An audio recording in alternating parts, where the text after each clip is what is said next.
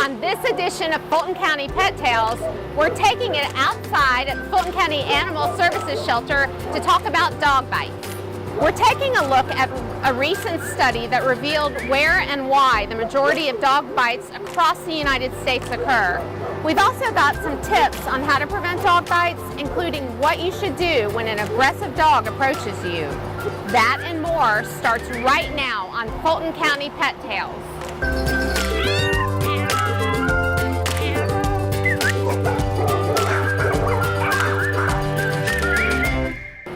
Welcome to Fulton County Pet Tales.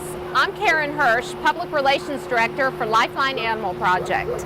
In a study by the Journal of the American Veterinary Medical Association, it was determined that the majority of dog bites and fatalities in the United States happen in low-income areas. And in situations where a dog attack was fatal, the National Canine Research Council found that in the United States, 97% of owners did not spay or neuter their dogs.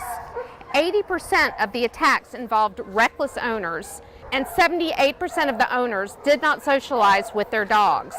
So what should people conclude on the basis of these studies? No matter the breed of the dog, socializations by humans is the main factor of whether a dog will become prone to violence. It also means dogs are not meant to be tied up in a yard with little interaction. They are social animals who require affection and love. We're going to take a break, but when we come back, we'll teach you more about dog bites and how to prevent them that will save you a trip to the emergency room.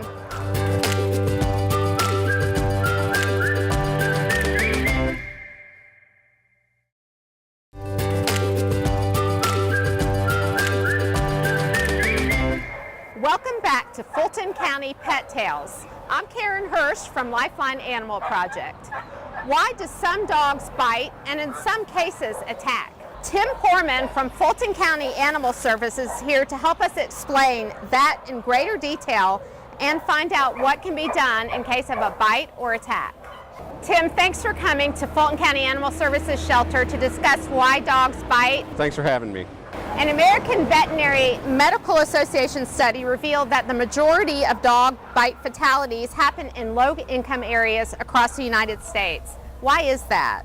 I think it's an education issue, dog owner education issue, maybe a socioeconomic issue where people don't have the means to take care of their dogs, don't have the means to get them trained, and when they can't do that, they just let them go and fend for themselves. Okay. I think one of the things that I read in the study was that the majority of people in low-income areas consider their dogs are resident dogs, not really family dogs.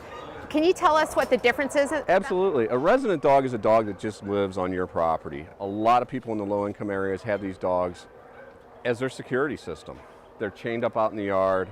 They're let loose in the yard. Nobody interacts with them. They have no social interaction. Whereas a house dog, as they call it, is a dog that stays in the house. It's loved on, it's petted, it's fed. The dog that might be just a resident dog in the yard might get food once or twice a week. So what does it take for a resident dog to become a house dog? Well, socialization is a big thing. Human interaction with that dog. Just don't let it go live out on the end of a tether or run free in your backyard. You got to go out and play with it and teach it to sit and teach it to obey basic obedience commands. Don't let it run the neighborhood. Don't let kids throw sticks at it.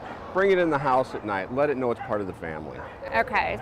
Let's talk about the National Canine Research Study. Explain why human socialization is the main factor in whether a dog is prone to violence.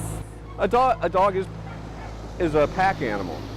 They're gonna adjust to the pack. If it's inside with the family, outside interacting with the family, it's going to be protective of that family, but it's also going to have manners.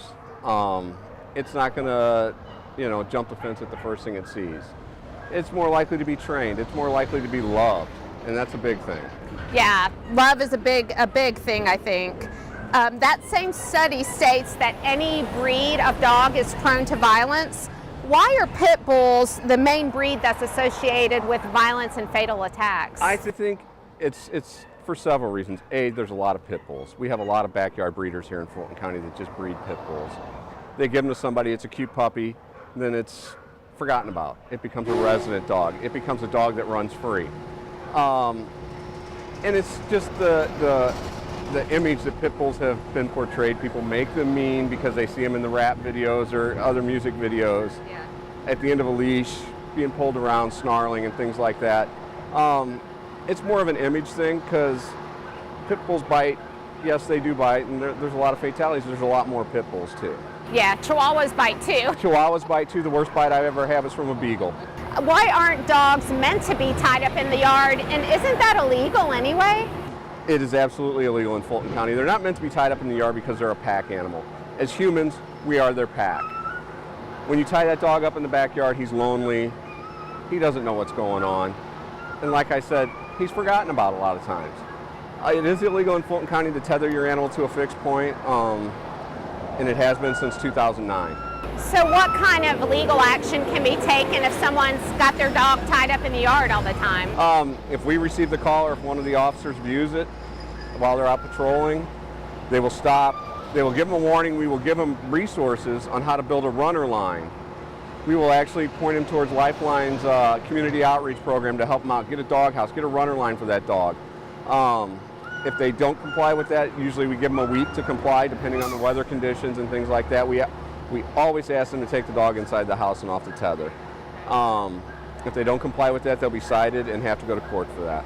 And is there any kind of fine they might have to pay? The fines range from anywhere from $50 to $500. Okay, so that's a significant amount. And the ordinance does allow for jail time in those cases. Wow.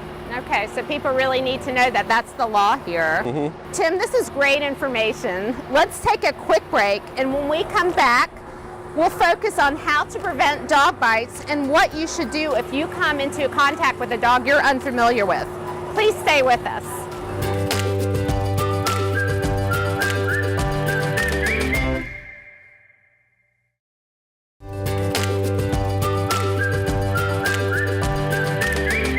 Welcome back. I'm Karen Hirsch from Lifeline Animal Project. We've just been talking to Tim Poorman from Fulton County Animal Services about dog bites. Now we're going to talk about how to prevent them. We talked earlier about the National Canine Research Study. It states that 97% of owners did not spay or neuter their dog. How does that prevent your dog from biting someone? A dog that's spayed or neutered or altered, as we called it, is going to be less likely to roam, jump out of your yard, and go searching for a mate. They won't have that drive anymore. When females are in heat, you'll notice dogs coming from all over the neighborhood. Those dogs can be aggressive. They tend to have a lot lower emotions.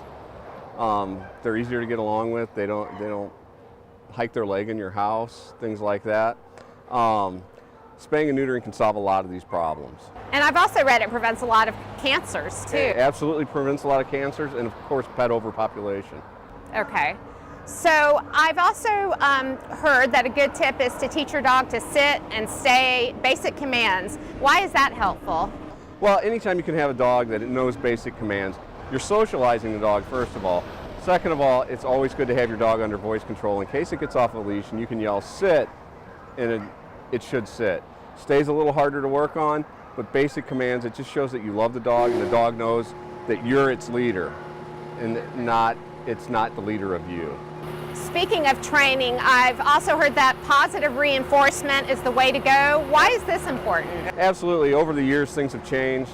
People used to use a baseball bat or a wiffle ball bat because it made a lot of noise. Positive reinforcement, there's things with clicker training.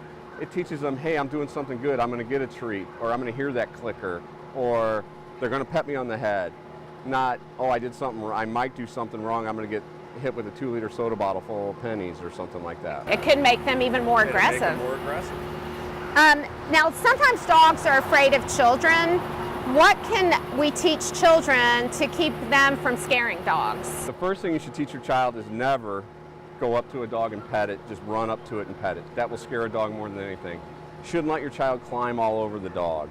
Don't let them sleep in the same bed together. That child could roll over on the dog and the dog will snap at them. Learn your dog's body language around children. ears are pinned back, if its eyes are wide, if it's panting and it's not really hot or not really worked up, that dog is nervous and could bite. So all these are signs that a dog could snap or bite the child. Absolutely. Keep your child out of the dog's face area. Okay. They see that as a threat. And then exercise plays a key role, doesn't it? Exercise plays a huge role. I have a dog at home that I run with, and it wears them out. That's the bottom line. They get out, they get some fresh air, they get to move around, and then they come home and sleep on their bed. So it plays a huge role in keeping that temperament low.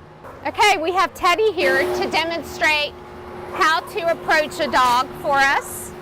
Tim, can you show us the correct way to approach Teddy? The first thing I would do, since I see you have the dog on a leash, I'd say, is it okay if I pet your dog? Yes. And then I would come down and I'd kind of stand sideways, lower my profile, let him sniff me a little bit, and just gently pet him.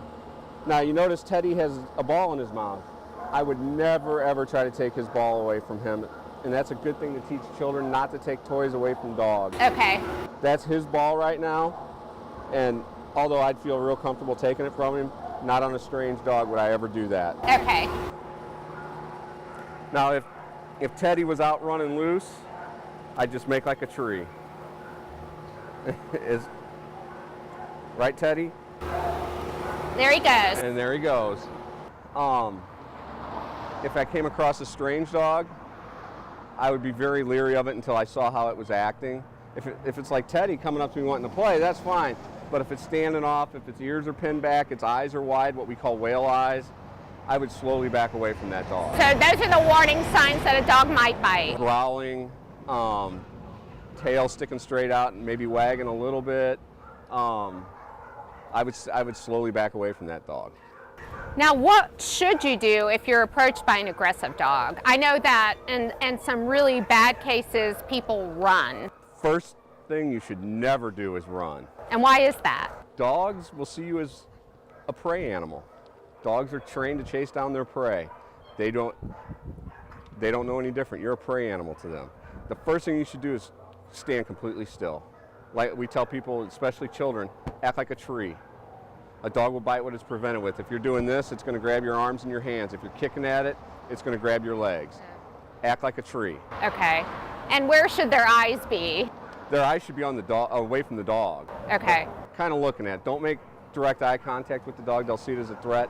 Some people say, make like a tree and shuffle backwards very slowly. Okay. Never run. Absolutely. And if you can get a barrier between you and the dog, if you're out walking and your neighbor has their roll-out trash can out, get behind that and put that between you and the dog. Okay.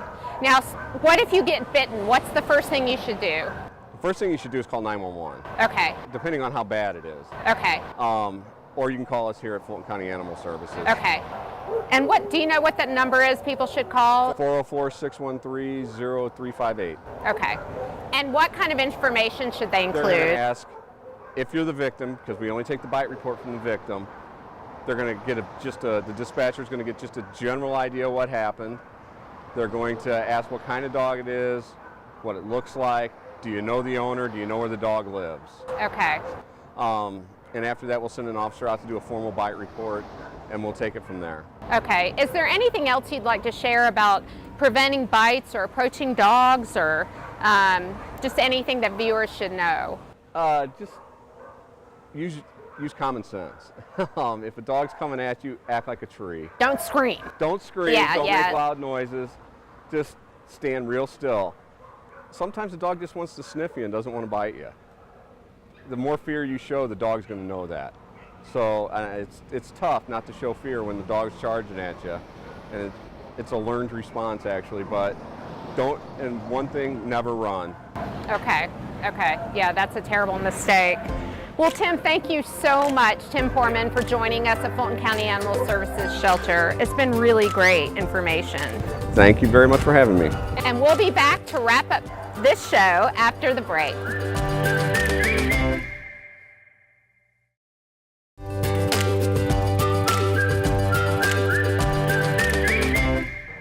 That's all of our time. Thank you for joining us on Fulton County Pet Tales. And thanks to our special guest, Tim Foreman from Fulton County Animal Services. We want to connect with you online. Check us out on Twitter, Facebook, and Instagram. You can watch a replay of this show and other FGTV programming anytime on the FGTV YouTube channel. I'm Karen Hirsch. We'll see you next time.